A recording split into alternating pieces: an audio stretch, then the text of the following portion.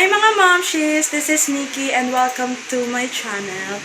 So, since extended ngayon yung ating quarantine at wala naman tayo, ang ginagawa lang natin is gumising para matulog ulit. Char lang. Hindi. So, lahat tayo mga feeling chef ngayong quarantine. No? Puro lamang tayo. Kaya yan, mga ating mga pisngi. So, this is my first vlog.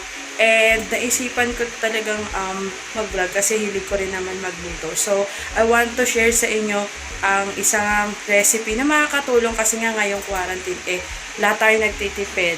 Mahilig tayo sa mga leftover na nagiging ulam ulit.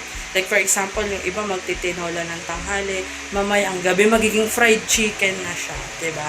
So this time, meron akong recipe na i-share sa inyo na for sure is mas makakatulong sa mga momshies natin dyan na nagtitipid. So, di natin siya patatagalin. Meron tayo dito.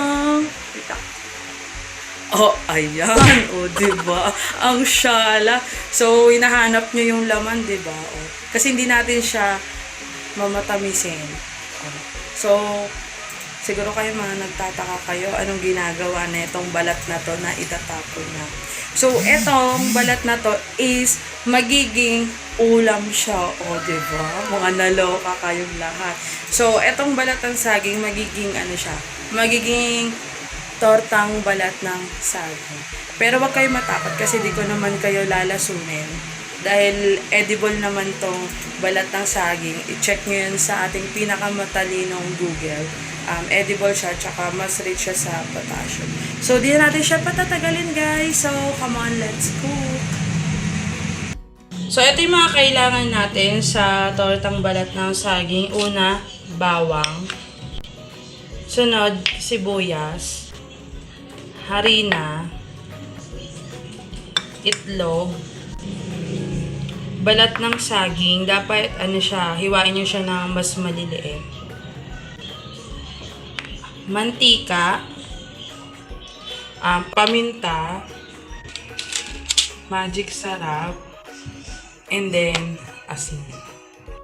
So, gagawin na natin siya. Start natin ilagay yung balat ng saging. Sunod natin yung bawang. And then, yung sibuyas. So, haluin nyo lang siya.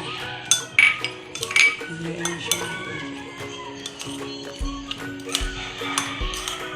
Sunod natin ilalagay is yung itlog.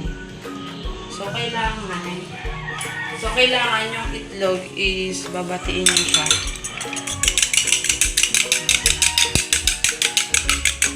Pag nabatiin na siya, nalagay nyo siya dito. Saluin nyo.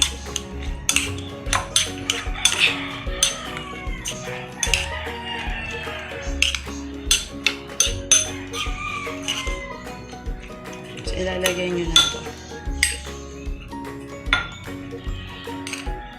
Saluin nyo lang siya.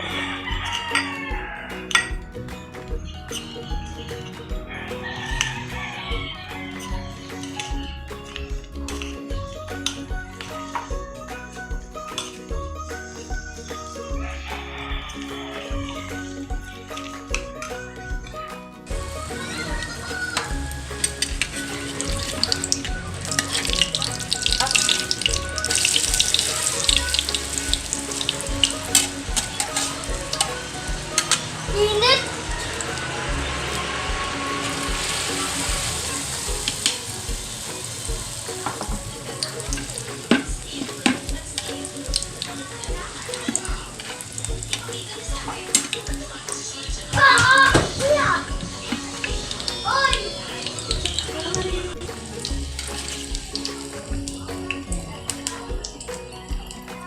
Pag medyo brown na siya, i-check nyo siya. Pag medyo brown na siya, okay na yun.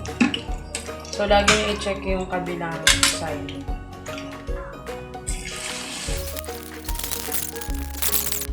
Yan.